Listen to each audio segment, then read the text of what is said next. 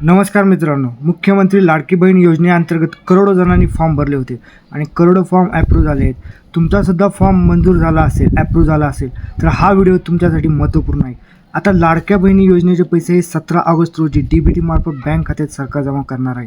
परंतु तुमचे आधार कार्ड जर बँकेला लिंक असेल तरच पैसे तुमच्या बँक खात्यात जमा होतील, नाहीतर तुम्हाला पैसे मिळणार नाहीत.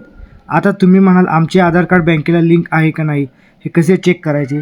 ते तुम्ही तुमच्या मोबाईलवरून चेक करू शकता की तुमचे आधार कार्ड कोणत्या बँकेला लिंक आहे. जर नसेल तर काय करायचे ते सुद्धा या व्हिडिओमध्ये सांगणार आहे, तर तुम्ही व्हिडिओ शेवटपर्यंत नक्की बघा.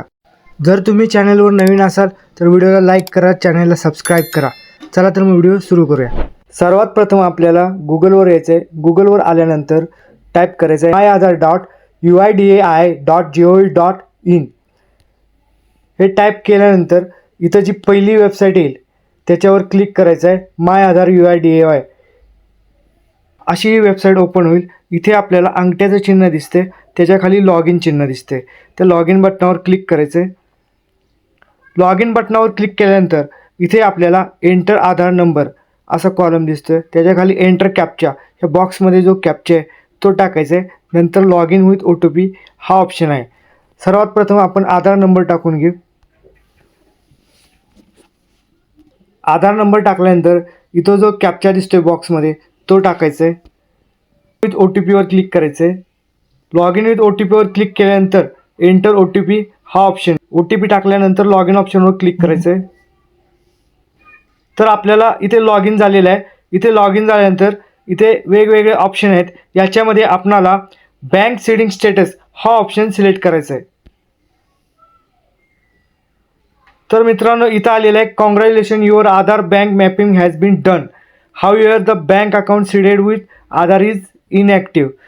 तर ह्या ज्या महिलेच्या आहे इथे आपल्याला Aadhaar number, bank name, bank seeding status आणि लास्ट अपडेटेड डेट इथे दाखवत आहे.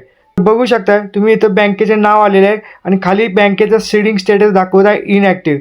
तर या महिलेचे बँक स्टेटस इनॲक्टिव्ह आहे. तर इथे जी बँक दिसते त्या बँकेतच लाडकी बहीण योजनेचे पैसे येणार आहेत. तर तुमचे बँक सीडिंग स्टेटस ॲक्टिव्ह दाखवत आहे का इनॲक्टिव्ह दाखवत आहे हे मला तुम्ही कमेंट बॉक्समध्ये नक्की सांगा. आणि इथे जे बँक नेम दिसत आहे या बँकेतच लाडकी बहीण योजनेचे पैसे येणार आहेत. तर आता आपला पुढचा मुद्दा आहे की आता हे इनॲक्टिव्ह स्टेटस दाखवत आहे, तर आता आपणाला काय करायला पाहिजे? इनॲक्टिव्ह जर स्टेटस दाखवत असेल तर त्या इथं जे बँकेचं नाव दाखवत आहे त्या बँकेमध्ये जायचं आहे.